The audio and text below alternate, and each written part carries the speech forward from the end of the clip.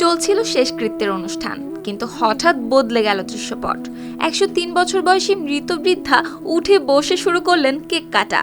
ভারতের সংবাদ মাধ্যম এনডিটিভি নিশ্চিত করেছে এমন চমকপ্রদ তথ্য।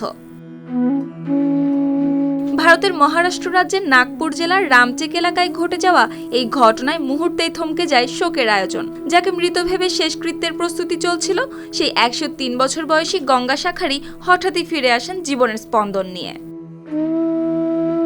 শিয়া বাটার ও ভিটামিন ই সমৃদ্ধ লিলি বিউটি সোপ, তারুণ্যময় উজ্জ্বল ত্বকের জন্য। সকালে সনাতন ধর্মের রীতি অনুযায়ী তাকে পরানো হয়েছিল নতুন শাড়ি। শেষকৃত্যের অংশ হিসেবে নাকে গুঁজে দেওয়া হয়েছিল তুলা। আত্মীয় স্বজন ও প্রতিবেশীরা যখন কান্নায় ভেঙে পড়েছেন, ঠিক তখনই গঙ্গা শাখারির নাতি রাকেশ শাখারির চোখে পড়ে দাদির পায়ের হালকা নড়াচড়া। কাছে গিয়ে নাকের তুলা সরাতে স্পষ্ট হয় শ্বাস নিচ্ছেন তিনি। খবরটি ছড়িয়ে পড়তেই শোকের পরিবেশ বদলে যায় বিস্ময় আর উত্তেজনায়। দ্রুত চিকিৎসার ব্যবস্থা নেওয়া হয়। পরিবার নিশ্চিত হয় তিনি জীবিত। সবচেয়ে আশ্চর্যের বিষয় হলো, ওই দিনে ছিল গঙ্গা শাখারির 103তম জন্মদিন। তাই মৃত্যুর প্রস্তুতি যেখানে শেষ হওয়ার কথা ছিল, সেখানেই শুরু হয় জন্মদিনের উদযাপন।